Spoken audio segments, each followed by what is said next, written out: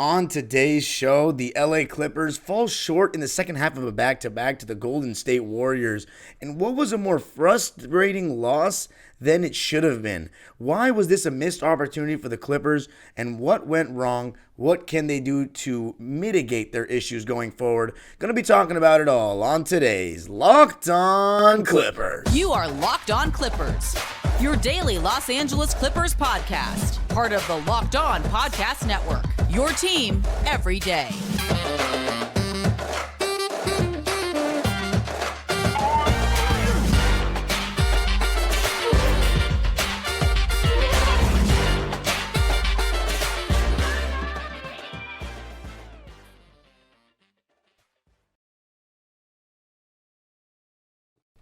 Yes, sir. You are locking in with the Clips. Thank you for making Locked On Clippers the first listen of your day, your team every day. I'm your host, Darian Vaziri, born and raised in LA and in my 19th season as a Clipper fan. You can also follow me on Twitter and Instagram at DimeDropperPod and subscribe to my very own YouTube channel, Dime Dropper, where I went live directly after the game to talk both LA games.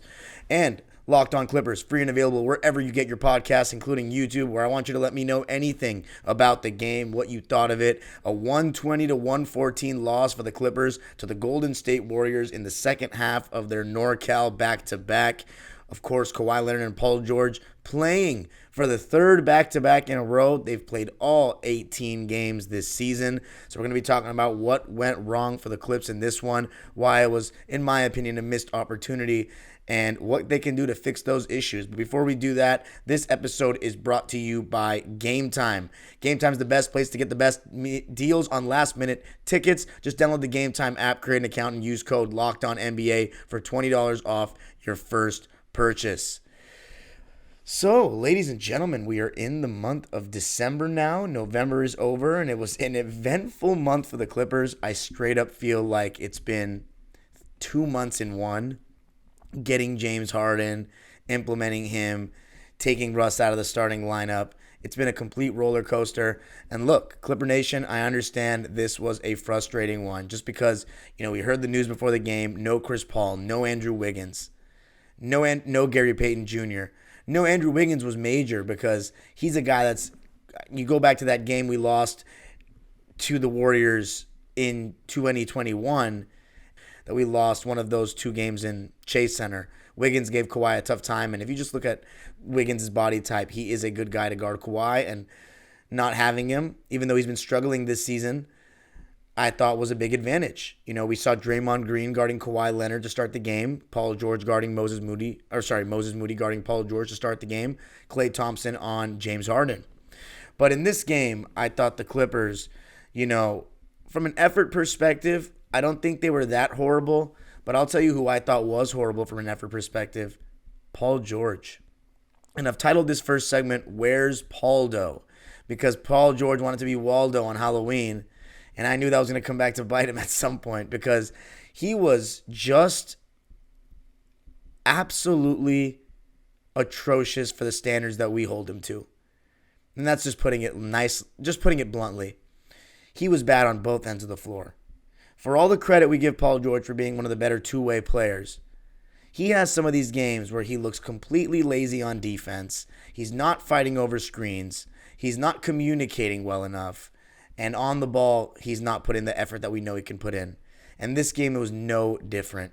He was asking for switches when he wasn't even going around a screen. There were times where he'd fall asleep, he'd be behind, he'd notice his man was drifting to the top or trying to curl, and he would tell somebody to switch because he's literally just, he was, whenever I see somebody calling for switches super easily, and it's not like they're doing it in a way that you're getting a bunch of stops. When you can't really get stops, because the Warriors, because of their off-ball movement, and I think that was actually increased without Chris Paul on Thursday night, when you get the Warriors running their offense and their constant motion, it causes a lot of quick communication on and mainly off ball as the defense. So it allows more room for human error when it comes to communicating. And when you have threats like Klay and Steph, all you need is that one miscommunication or that one sliver of daylight, and they can get a potential layup or open three.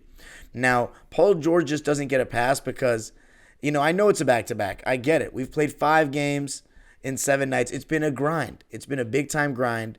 But from a player of Paul George's caliber, who didn't have a great game against Sacramento, who had a terrible game against Denver, and we called out his defense in that one, he wasn't good enough.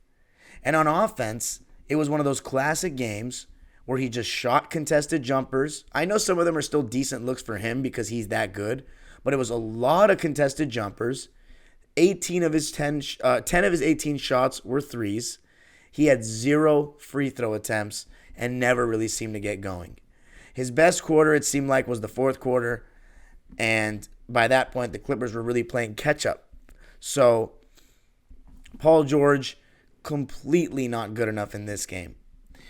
To start the game, I thought the Clippers were actually solid. Kawhi Leonard and James Harden, the catalyst yet again.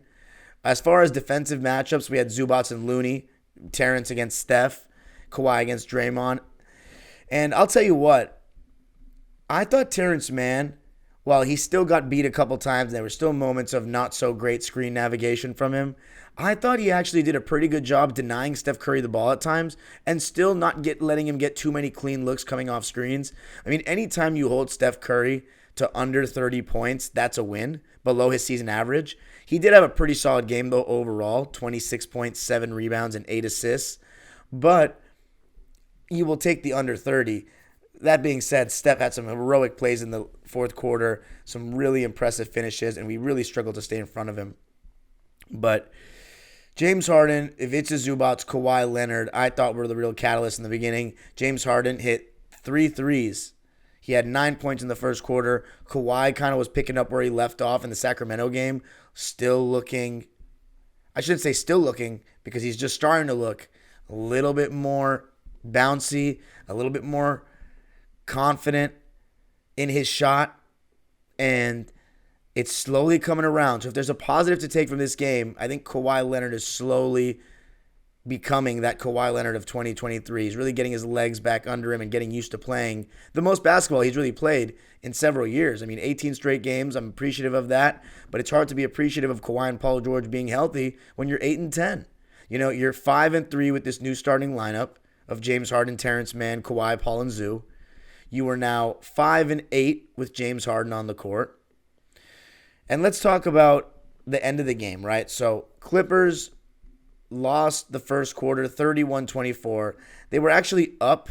I believe it was either 22-20 they were up or 20-18. But the Warriors ended on an 11-2 run. And it was the young guys. You know, the Warriors bench really made the difference for them. Guys like Jonathan Kuminga, Brandon Pajimski, Moses Moody. You know, these guys really made the difference, even though Moody didn't come off the bench in this game. Dario Saric as well.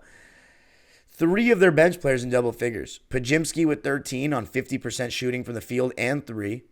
Kuminga, 17 points, 6 rebounds, 3 assists on 75% shooting, 6 for 8, and 3 of 5 from 3.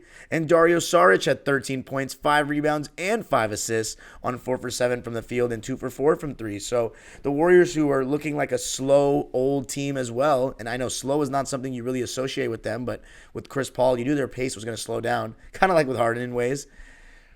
But without Chris Paul, you got more Pajimski, you got more Moses Moody, you got more Kuminga, and I think that's the route for the Warriors to improve this team, is to go a little bit more of that with that youth, that athleticism, because it looked at one point, you know, with the Clippers on a back-to-back and these young guys playing, that the Clippers just looked a little older, a little slower.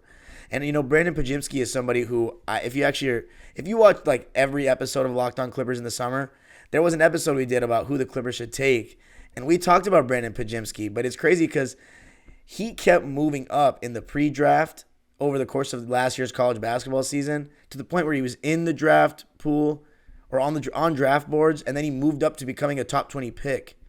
So you saw why. What shocked me so much in this game was that they were even comfortable when they went to that second unit, Golden State, switching 1 through 5 with Saric and Pajimski guarding Kawhi. Kawhi got the step on Saric one time and Looney at one time. So starting to see a little bit more of Kawhi getting by bigs, which is great, because I have mentioned that there are teams, most teams, are really comfortable switching their bigs onto Kawhi, especially if they have a little bit of mobility. So it's nice to see Kawhi try to get by that and start slowly getting by that. But Pajimski guarding Kawhi and actually doing a pretty decent job containing was very impressive to me. But one of the big reasons I think the Clippers lost, despite Paul George's awful shooting, 6 for 18 in this game, 3 for 10 from 3, just 15 points. If I have to give a positive for Paul George, though, and his poor defense, of course, dimes, assists, Looney and Saric, whoever was being involved in the action as far as bigs for Golden State, and we don't put Draymond in the action like that, they were kind of in that high drop or just showing on the screens and trying to recover. Paul George was making that initial pass and getting Tyson Zubats in 4-on-3 situations. Same with James Harden. They were in that high drop. They saw the game against Sacramento clearly, and they were afraid of James Harden pulling up for 3. And when he's making threes in the first quarter, you got to be. And I thought Harden made some really nice pocket passes yet again to Zubats, and I thought Zoo was just phenomenal in terms of making quicker reads in those. He's really starting to improve in that department. And again, it's all about Zubats' body language. When you see him going up strong like that at the rim, when you see him defending the way he was early in the game, when he blocked Looney and just grabbed the ball, that's when you know what kind of night it's going to be for Zoo. And that's what makes the game even more frustrating. Kawhi Leonard in the fourth quarter, he comes in at the 6-minute and 30-second mark, and he doesn't shoot till there's 1 minute and 54 seconds is when Kawhi Leonard gets his first shot of the quarter off. That is unacceptable from everyone involved. Kawhi for not demanding the ball, Paul George, Russell Westbrook, and James Harden for not trying to get him the ball, and Ty Lue for not calling a play for him specifically. Unacceptable when he's been our best player all night. And he was good on both ends of the floor again. Kawhi Leonard had good help defense, good on-ball defense when it was called upon, good rotations and hands in the passing lanes when need be. He had 2 steals in this game. Kawhi is starting to round into that Kawhi Leonard that we know and love. But coming up, some big decisions by Ty Lue to end the game. Going to be talking about how those impacted the Clipper loss. 120-114.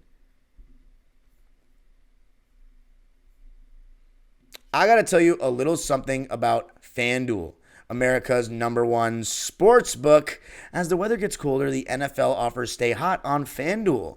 Right now, new customers get $150 in bonus bets with any winning $5 moneyline bet. That's $150 if your team wins. If you've been thinking about joining FanDuel, there's no better time to get in on the action.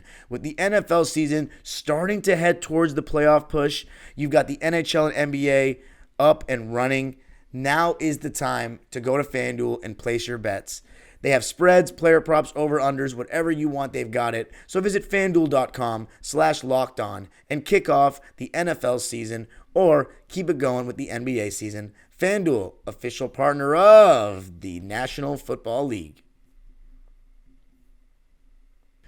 All right, Clippers lose this one 120-114 at the Chase Center. They drop to 8-10, 3-7 on the road. Their leading scorer in this one, Kawhi Leonard, with 23 points, 21 going into the fourth. The fact that he only finished with 23 is extremely disappointing. 7 rebounds for him, good defense. He had no turnovers, and that's one thing I wanted to mention. When we talk about the positives we can take from the game, the Clippers did take care of the ball. Just 7 turnovers in this game as a whole. Actually 6, 9 for Golden State. And that was one of the reasons the Clippers lost. We couldn't get Golden State to turn the ball over enough. And that's one thing that they brought in Chris Paul to try to mitigate is their turnover problem. We did not create enough. And I think partially it's because our defense just wasn't good enough. And, I keep saying the numbers on our defense, I saw the number. We've been the best defensive team since like November 17th or something. I don't see a great defensive team on a consistent basis with this Clipper team. It's largely effort. I think, Terrence Mann being your best point of attack defender I love him, but it's a little problematic, a little bit. I think if we're talking championship, if we're talking get to the second round, it's not a big deal. But I think Terrence being in this starting role is going to get him better at it, if anything. Like, not having his role constantly change, that's what's going to help him become the best version of himself. The thing with Terrence, though, is offensively, he's really starting to worry me. That 3 ball's got to fall, right? And I've been talking about how he hasn't had many bad misses, but in this game, he had some bad misses that just clearly weren't that close. He's in his own head right now, majorly. And we need him to start knocking down shots because the defense doesn't really respect him right now. If it's a Zubats and him on the floor, that's not super ideal. Westbrook and him on the floor, in the half court, not the most ideal either. And then when you have three of them in together, that's a problem right now. Terrence had 9 points, 5 rebounds, an assist, and a steal in this game. As I said, I don't think he was actually bad on Steph Curry. He did a good job denying him a couple times. Just anytime you can prevent Steph Curry from getting the ball, that's a bonus. He was a plus 13, actually, which was the highest of anybody on our team. But I don't think that means Terrence Mann played the best. I think he was solid. As I say with Terrence, he's always going to help things because he's a connector. He's going to cut. He's going to play solid defense. He's going to work hard. He's going to rebound. 5 rebounds in this game. But 4 for 10 from the field and 1 for 4 from 3 and 0 free throw attempts, I don't like that. And T, he's got to start knocking down shots. There's no real thing I can say but the fact that he's got to start knocking down shots. Now, as far as Westbrook and Harden, I think it was kind of a tale of two halves for them. I thought James Harden was doing a pretty good job in the first half, not only just making the passes and pick and roll, but he was still being aggressive, kind of picking up where he left off in the last game. Looking at the basket, looking to turn the corner on pick and rolls a little bit more, and just looking to pull up for that 3 when it was there. In the first quarter, we went at Steph Curry a little bit. They were conceding the switch. Steph Curry on James Harden. Harden hit a 3 over his face. You love to see that. The Warriors, as I said, the Clippers got some really good stuff with PG in the pick and roll, with them having Looney hedge the ball screen or come out at the level of the screen, which got PG to make some nice passes and get the Clippers in 4-on-3 situations. One of them, Tice, in the second half, I thought he had some good plays, even though he missed a couple of shots as well. Some solid plays, some solid reads in those 4-on-3 situations. There was one time in the fourth quarter where he got Russell Westbrook a dunk on an alley-oop. But this is where I say it was a tale of two halves. Harden, solid defense in the first half, good passing, doing his thing. But in the second half, I thought in the third quarter, his defense wasn't very good. He got beaten transition a couple of times a little too easily. There was one time Moses Moody hit a 3 over him, but that wasn't bad defense at all, so I don't fault him for that. And he had that 1-3 that was really ugly that he tried to foul bait badly, and he airballed. Thankfully, Terrence was there to pick it up.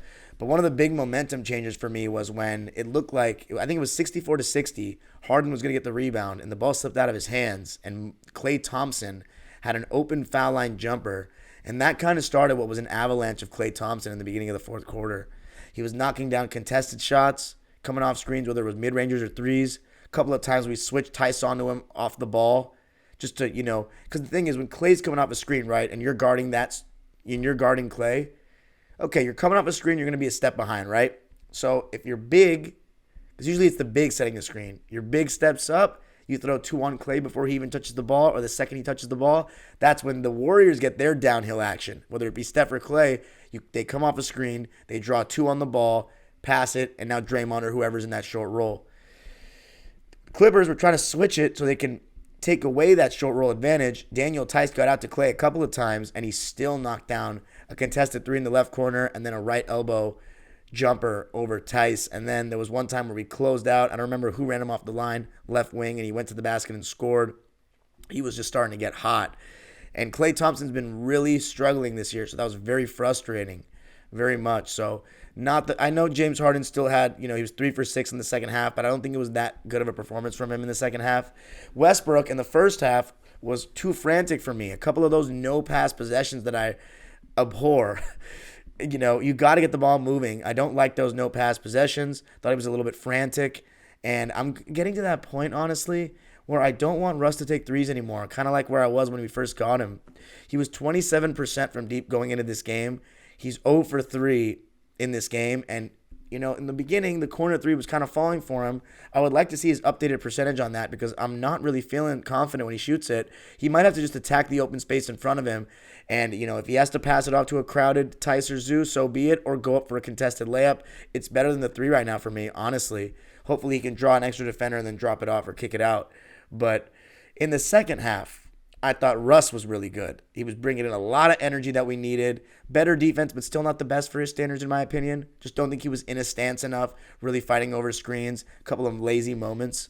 But he was really good rebounding, especially on the offensive glass, cutting. And one thing I just love about Clipper Russell Westbrook, and you can correct me, Russ fans, if you think I'm wrong on it, but it feels like he's had more good moments off the ball, just more stuff off the ball as a Clipper, whether it be cutting when teams are focused in on Paul George or Kawhi, or screening and rolling, in those forward guard pick and rolls with him as the screener. Baseline cutting, as you saw in this game with that lob from Tice. So you're seeing a lot of good stuff from Russ. Crashing the offensive glass when they're not guarding him. But here's the controversial decisions made at the end by Ty. Ivica Zubac is having a fantastic game. He's finishing around the basket. He's got a double-double. He's playing really good basketball lately. 18 points, 13 rebounds, 4 of those offensive rebounds in this game for Zoo, 7 for 11 from the field, 4 of 5 from the foul line in 27 minutes, and he still can't close the game. Harden and Russ are going to share the court because if you only want them to play separate, well, Harden's starting. He's going to get like 30 minutes. That's only like 18 for Russ. So if you want Russ to play 20 minutes at least, and in this game he played 27, 26, you're going to have to share the court a little bit. And their minutes in the end of the first quarter, beginning of second, were terrible. I think it was just end of the first quarter. But the Russ, Norm, Paul George minutes in the beginning of the second were just terrible. Because if Paul George is not hitting shots, that lineup is going to struggle to score, especially if Norm's not 100%, which he wasn't in this game. I'm surprised he even played after that injury against Sacramento. It was a game-time decision and he played. But he shouldn't have, honestly. He shot 2 shots, was very non-existent in 18 minutes, 5 points. And one thing I'm really worried about, and this is not just a thing tonight, when Norm gets switched on to bigs, he doesn't make an effort to box out or try to get the inside position. And it's a problem. It's a problem. Like, I know we should probably consider not switching Norm onto bigs or any big forwards. He doesn't really battle for the rebound. But the controversial decision is you already had Russ and Harden not playing well together in the end of the first. But Russ is playing well, so you want to keep him in. And Harden is James Harden. He's had a good shooting night, right? You put them in together alongside Kawhi, Paul, and Zoo. It's not going that great. The spacing, obviously, not too great with Russ and Zoo. But Paul George is just bricking, right? You can still kind of get away with it, in my opinion. It's still bearable. But then you bring Terrence in, who's not hitting, to try to switch everything. And Zubac is the one that comes out, not Harden or Russ. How many times is Zubac going to be disrespected at the end of a game? What does he have to do? And if you're wondering why he did it is because he wants the shooting, which, again, with Westbrook and Terrence Mann, that's a little bit questionable. He wants to switch everything. But here's the crazy part. Zoo's not even the one getting cooked in the pick and roll. It's James Harden that's going to be targeted. And in the fourth quarter, he was over and over by Steph at the end. James Harden, for all he does offensively at the end of a game, like that game winner against Houston, he is going to be targeted by every good team defensively at the end if we're going to try to switch like that. We tried to hedge and recover throughout the game with Harden, but in the end, it's sometimes hard. They keep re-screening to get him in the action, and Steph was blowing by him like he was nothing. And I think there was some moments where the help should have been there, but when you take Ivica Zubac out the game, so you're surprised that there's no help, that the help is not strong enough to protect, the rim from an amazing finisher in Steph Curry. So coming up, going to be going more into decisions that Ty Lue made, including one that absolutely perplexed me, and then how we can fix it going forward, because we play the Warriors next again on Saturday. Going to be talking about it coming up. I got to tell you a little something about Game Time. Game Time is the best place to get the best deals on last-minute tickets. You shouldn't have to worry when you're buying tickets to your next big event. Even if you don't know if you can go till the end, or a day before, or even an hour into the event, Game Time has you covered. With killer last-minute deals, emphasis on last minute, all-in prices, views from your seat, and their best price guarantee, Game Time takes the guesswork out of buying tickets. See the view from your seat before you buy so you know exactly what you expect to see when you arrive. And all-in prices show your total upfront so you know you're getting a great deal without any hidden fees. Just download the Game Time app, create an account, and use code LOCKEDONNBA for $20 off your first purchase. Terms apply. Again, create an account and redeem code LOCKEDONNBA. That's LOCKEDONNBA, so 2 N's, for $20 off. Download Game Time today. Last minute tickets, lowest price, guaranteed. All right, so let's talk about some of those decisions made by Ty Lue in this game. And in the second quarter, I just wanted to say the Clippers lost it 30-26. They went into the half trailing 50-61. Paul George was 1 of 9 at halftime. The whole team outside of Kawhi, Zoo, and James Harden were 6 for 26 in the first half. I thought Russ, Norman Powell, and Paul George didn't help that at all. And I already mentioned with Paul George, just too many jumpers for me. And it looked like Paul George just didn't have the legs tonight, or just wasn't. What's the way to put it? He just looked tired. He looked exhausted. You didn't see the effort on defense. You didn't see him try to get to the basket. 0 free throw attempts is unacceptable. The Clippers, they just didn't get 2 feet in the paint enough, in my opinion, in this game. I think Harden probably did the best job, him and Russ. But Kawhi and Paul, Kawhi, if he's going to get 2 feet in the paint, it's mostly going to be off him kind of bullying somebody, backing someone down, not really facing up, as I've mentioned several times. Paul George, he can when he's in the mood. Tonight, not so much. Clippers shot 13 more shots than the Warriors. The Warriors shot 7 more free throws. Warriors shot 50% from the field and 38.5% from 3. Clippers shot just 44% from the field. 37.5% from 3. 12 for 32, so not bad shooting the 3. That's been a point of emphasis for the Clippers lately, that they haven't shot the ball too well from 3. But, I don't know. It feels like sometimes within the last, even with the starting lineup, besides the Spurs games, it doesn't feel like the threes are as clean of looks. I don't know if it's because we're constantly playing against a set defense and it feels like we're not getting as many transition ones in rhythm, coming off a little bit of momentum. But, against Dallas we were. It really all depends on the defense to me. If the Clippers are getting stops, creating turnovers, maybe we can get some more threes that are free-flowing. But right now it seems like we're not getting as clean of looks as, I'm accustomed to seeing. Warriors actually lost the fourth quarter and the third quarter. Clippers outscored the Warriors 27-25 in the third, 37-34 in the fourth. I think our off-ball defense was more the flaw more than anything. On-ball wasn't great, but off-ball, they really struggled. Bad communication, lapses, PG, no good. And then let's talk about the decision that Ty made. It didn't actually end up being that costly. We were down by 9 when he made it, and we were down by 9 when he ended the experiment. But not 3 guards, 4 guards to end the third quarter. Russ, Harden, Bones, and Norm with Kawhi at the 5. I think he thinks because Golden State has nobody over 6'10" that he could get away with that. But having 3 negative defenders, really, Kawhi at the 5, I don't know what was going through his head there.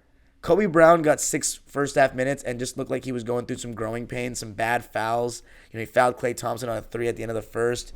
And look, I want Kobe Brown to get his run, right? I'm rooting for the guy. He had 0 points in 6 minutes. He was 0 for 1, had a rebound. But he may just not be ready to play big minutes on a championship contender yet. And that's okay. That's okay. It's just tough. PJ Tucker's not a great option. Kobe Brown's not a great option. Do you play Amir Coffey there? I would honestly give it a shot. I would be down to keep playing Kobe. Just let him work through his mistakes a bit. But I wouldn't mind just trying Coffey. Tice, he wasn't too great in this game, but I still think he makes a difference. For all the people that think that Tice is better than Zoo, I would like to let you know, teams are going to go to the rim at any time they see Tice down there. They're going to try to test him.